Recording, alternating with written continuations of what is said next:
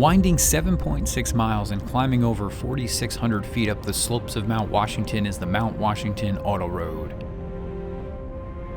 Through trees, rocks, and turns hugging sheer drop-offs, this is the oldest auto race in the United States, first run in 1904.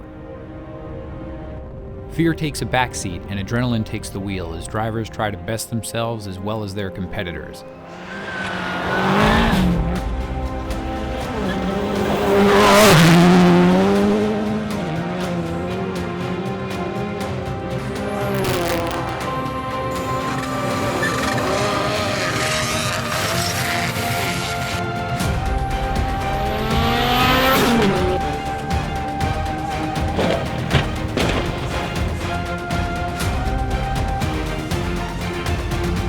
Today we meet Al Grabau, an independent driver with far less time in the driver's seat than the top teams in the world. Racing a 20-year-old car with crew comprised of friends and family. Can he do it? Can the underdog reach the top step? That truck owes me nothing. It's a $1,000 truck. It's lasted like a year. And it's towed all this crap. It's smoking like crazy. You can see it burning oil. It's warm. You have to like doctor it until like Franz can fix it, right? So it gets to like 100. That's it. So the ignition, fuel pump. Sorry. I found that from racing that like whatever it is you're doing, I mean, you're running or cycling, driving, that I found about myself that I like to go all the way, and that's usually like, so maybe it's not that great, right? Maybe I'm a decent amateur and that's it, but I like to go as far as I can. It gives you a really good idea about what hard work is. All the things that we like to do put everything else in perspective. Like if you just went to work for 40, 50 hours a week and you came home and you watched TV, like work could never be so hard that you'd be tired. Unless you were digging ditches. All right, so like this teaches you that, yeah, work is pretty easy. Life is generally pretty easy. And it's all the other things that we do that make it challenging.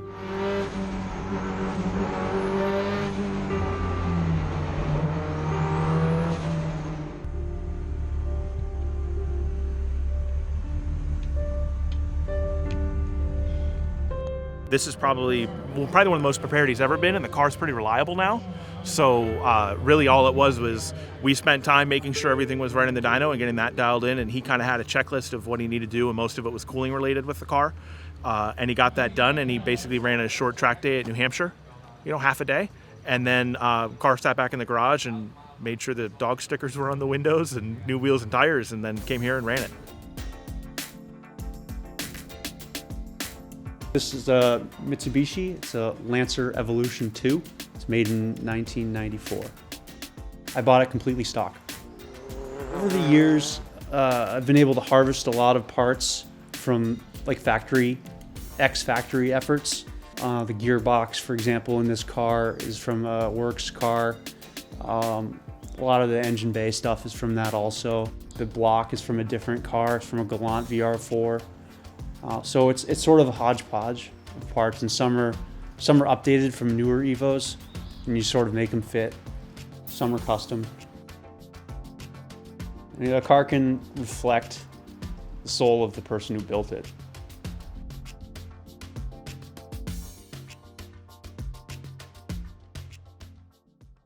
Right now we're entering day 2 of practice. It's Saturday morning. Yesterday we got to practice the top half of the mountain. They split the run in two to maximize the time. Today we're practicing the bottom half. We'll start right over here, just as we will on Sunday for the race day. The start today is flat, which is nice. Yesterday we started on a really steep hill. We just kind of rolled off. Today we'll test the launch control. We'll test the anti-lag again. And we'll run the bottom of the hill at speed for the first time.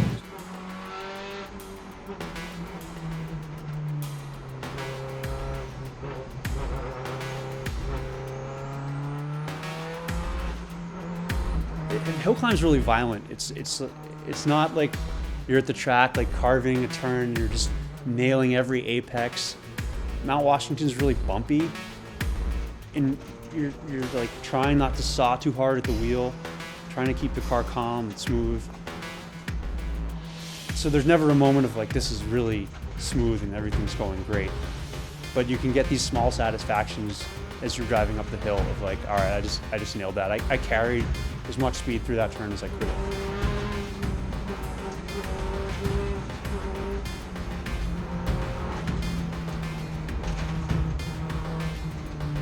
My goal getting on the podium, as long as everything stays together with the car and I don't crash, is attainable. I'm in third in my class right now. I want to be higher up overall. I looked at the splits last night. Higgins and Pastrana are probably untouchable. It would be unrealistic to think that I could catch them, but everybody else is within a few seconds. You're saying times. I'd love to find out what my time was, because that might dictate also if I run again. Maybe very quick time on the lower half of the floor.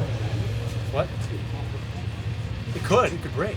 Yeah. If I just finish, I'm gonna get on the podium. Then means out.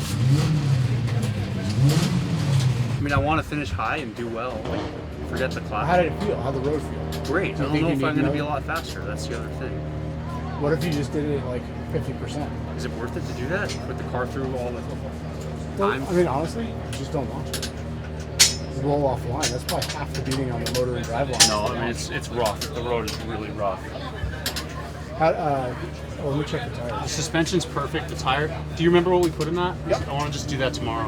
Typically, before each run, we'd always want to check the steering components and the wheels, just the critical safety items on the car to make sure nothing's going to fall out. And you need someone you trust your life to do that, and also not to like double tighten everything. They have to have like a precise touch and know what they're doing. And Mike is that guy every time.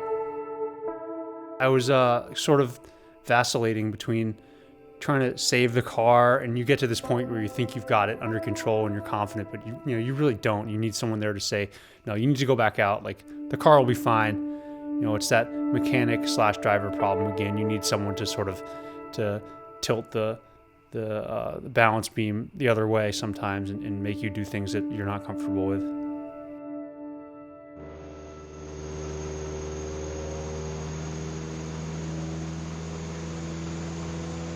The two times I drove the car before this event, one, I backed it off the dyno when we tuned it.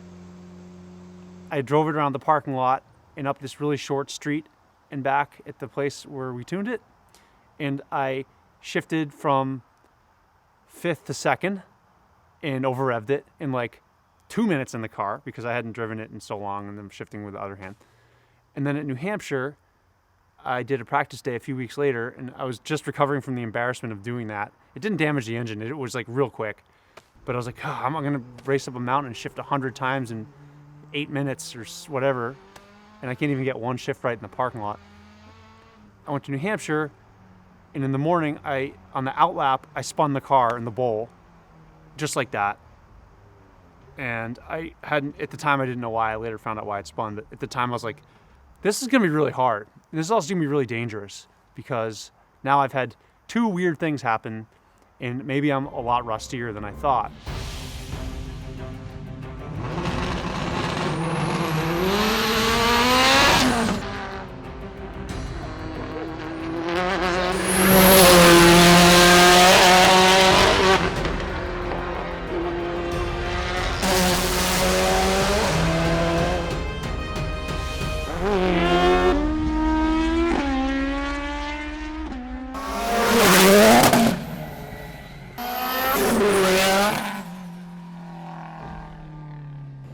This is a chance to do something really unique. I mean, this event is really old. It's the first auto race in the US. I mean, that's pretty cool to me.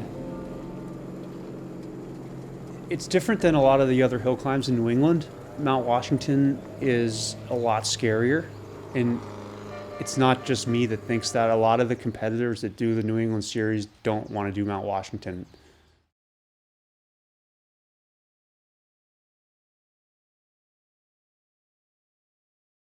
It's about 9 o'clock, I think. and I went out on a bike ride earlier to try to clear my head and think about why I had this oil leak. At first I didn't really pay much mind to it because there was a lot of other stuff going on, but it started to bother me. There's a lot of oil splashing around the timing belt area, and it's splashing onto the hood. It's making a big mess. It's not a lot of oil loss. I haven't added oil all weekend. The oil level's still good, but the way it's coming out of the engine, it's spraying everywhere and it's annoying. So Carl and I thought we would take off the lower timing belt cover and hope that we could see something obvious, maybe a fastener holding the oil pump cover on, or maybe we would see a damaged seal. We didn't see anything. We did a nut and bolt check. It did give us the opportunity to clean very well under there, so everything's clean, at least for tomorrow's first run. We're not going to run the car again to try to look where the leak's coming from. We don't think it's productive because we don't have anything to fix it at this late hour. I do have a lot of spare seals, but to do a front main seal, you have to take the timing belt off and then take a lot of other stuff off. It's kind of a risky procedure at this point, the night before the event. I think I'd be better off getting sleep and resting, dicking around with it. The sun rises on the final day here at Mount Washington. Optimal weather conditions are forecasted. It couldn't be a more perfect day for the climb to the clouds. Spectators begin an early trek up the rock pile to claim the best vantage point while race crews and drivers make final preparations. Just 2 remaining race runs to see who is the fastest.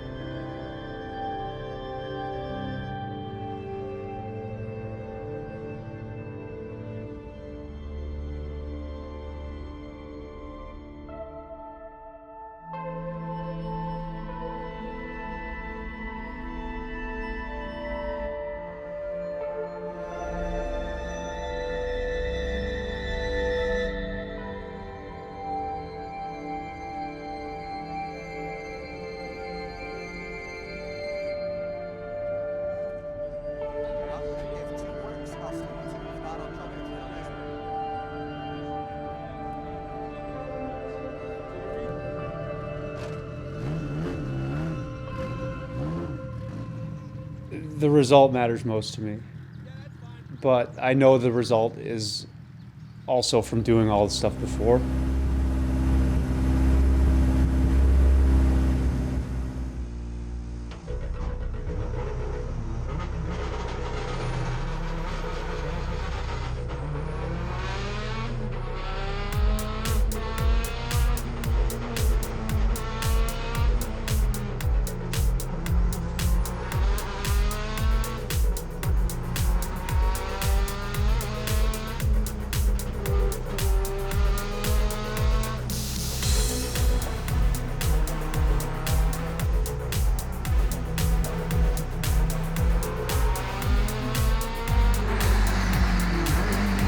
Fastest part is right after the start. You go up and you go left, past the spectators, you hook a small right, and then it's just open and it's wide.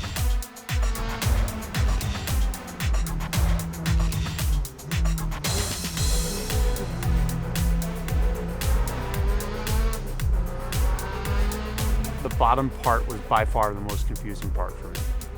1.5 miles, 2 miles in, you're coming off the high-speed straight and you just start to enter these left-right twists, and you're completely surrounded with trees. The road's narrow. You have no real reference as to where down is or where up is. Everything after mile 1.5 to before signal 4 to the straightaway. After that, I knew I can do it all in my head after that.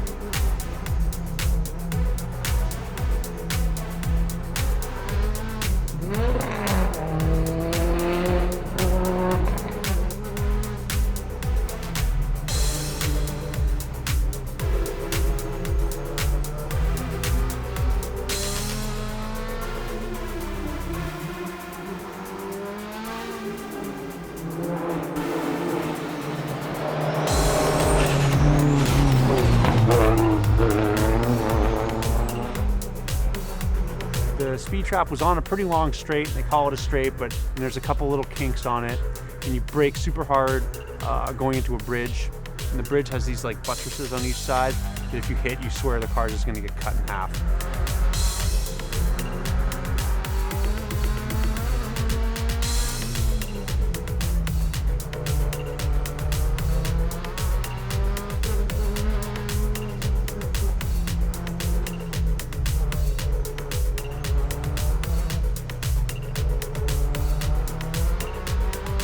If things are going right, I'm just thinking about driving. Even comparing it to a bike race, you're never so focused in your life about something, and it's awesome. You finish the day and you're like, I didn't think about tragedy or anything going on in the world at all for 10 minutes today, period.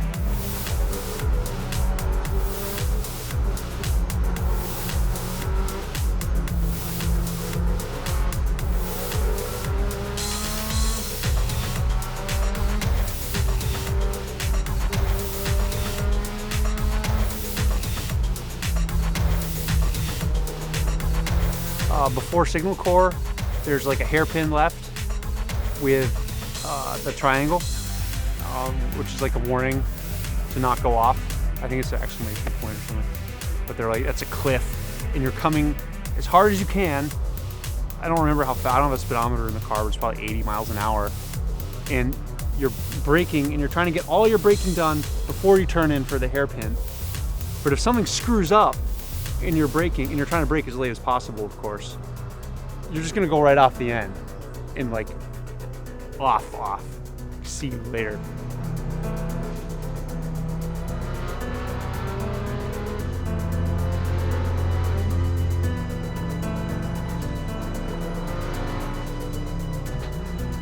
You know how dirt gets when all the rocks get swept off and it's super hard packed, it's almost shiny? That's how it was in 2014. You could just haul. People were really scared about it, and I kind of hoped it would be like that this time. But this time, I had tires that were probably even a little better on the dirt, and the car was all over the place, and it freaked me out. And I just said, like, I'm losing all my time here. I'm losing so much time. You could see the experience that Travis and David had on that. They just flew, and they were super confident. They got the car to turn in because they were on the gas and not on, not kind of coasting along. That's the one part of the hill where I know I lost a lot of time.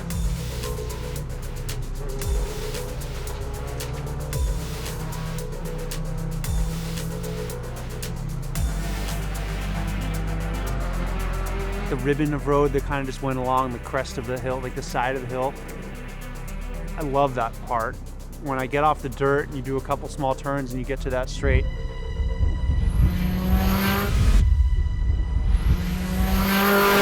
like, I'm just gonna let it eat. Like, let the car, let it go. Get on it, get on the boost. I felt confident there. And part of that was just, I know the limit on tarmac, but I don't on dirt. So it was kind of refreshing to get back on tarmac and then get back on tarmac in a spot that you can like go all out.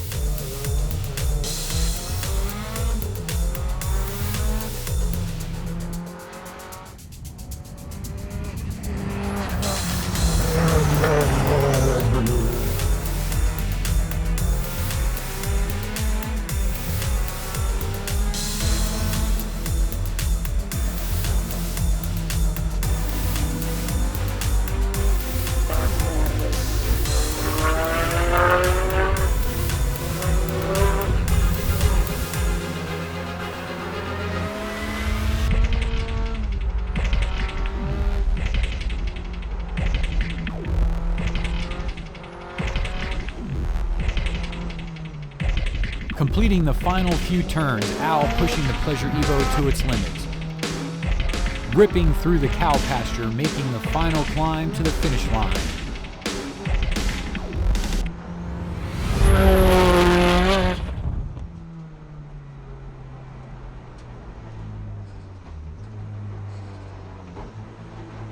The second run was, I think, better. There's a chance that I overdrove the car a little bit and like was a little too aggressive.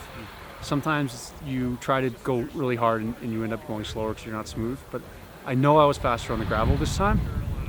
The car was walking around a lot more, so I know I was faster through a couple other places. I shifted without the clutch the whole time, and one shift that I did it didn't go into third gear all the way, so I know I made like one shifting mistake. It probably cost me a second, half a second. And the launch wasn't quite as good this time. We've been changing it all weekend, and it's different every time. So I think it was faster. I think the run was faster. We'll just see where I end up now. I mean, I made it. The car's in one piece. In second place, with a time of 6:49.53 in a Mitsubishi Lancer EVO, Alexander Grabau.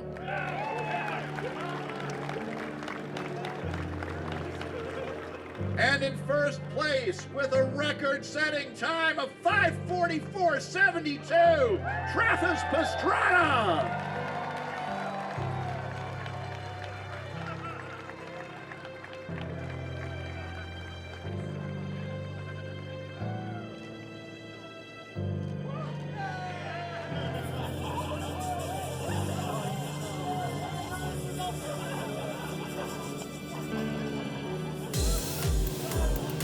For 2020 is the next event.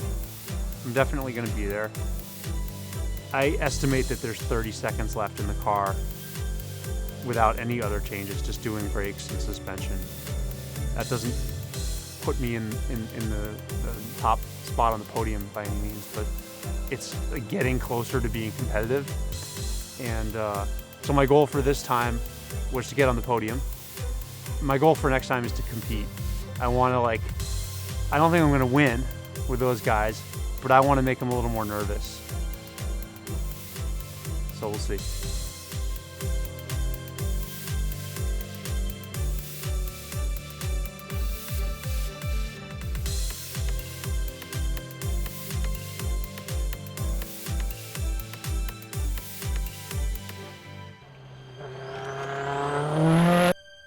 The Pleasure Evo got its name because it never ran right, and one of their friends said basically it's the most displeasurable car in the world.